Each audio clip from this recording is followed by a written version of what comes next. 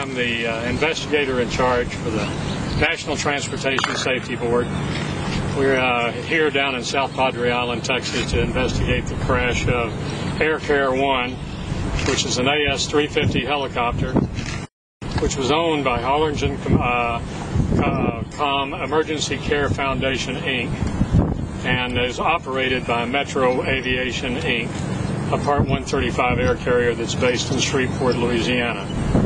The AS-350 helicopter crashed just before 9 o'clock on Tuesday evening, February the 5th. All three persons on board were fatally injured in the crash, and the aircraft was substantially damaged. The helicopter was dispatched to pick up a patient at a temporary heliport at the Convention Center landing zone in South Padre Island when it disappeared from radar and failed to arrive. We're still investigating several eyewitnesses who have said they saw the aircraft go down, and we've got several interviews still to do on that. Our team will be here at the Coast Guard station on the south end of Padre Island until at least Saturday morning. We expect that the wreckage will probably cross under the bridge sometime after 6 o'clock on a barge.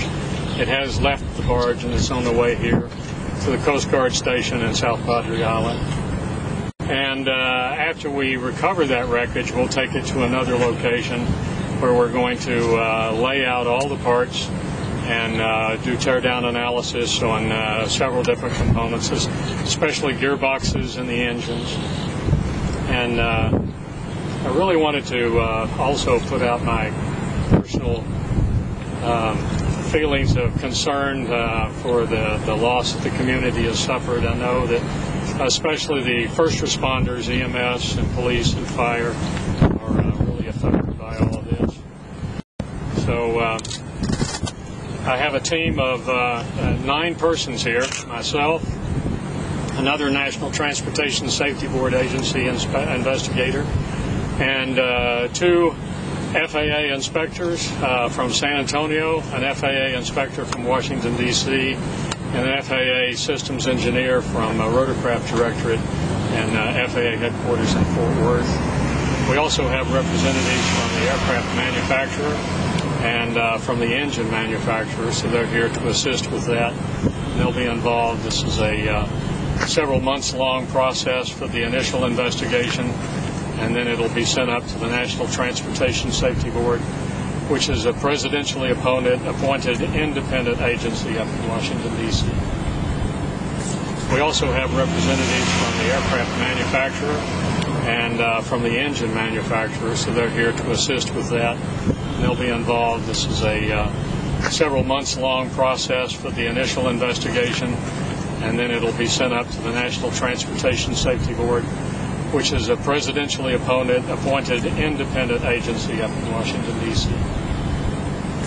And that's all I have. Does anyone have any questions? How long do y'all anticipate before you can determine what made it cause? Well, the safety board determines what caused the accident. The investigation team here just documents the facts, and we present that in a pretty formal report to the board, the 5 appointed members of the board up in Washington. When will that information be released? Well, the preliminary release will be on the web probably in about a week or so, and then there'll be a factual report, and anywhere from 6 months to, 6 months to a year. And then when the board reviews that formally, then they issue a probable cause statement.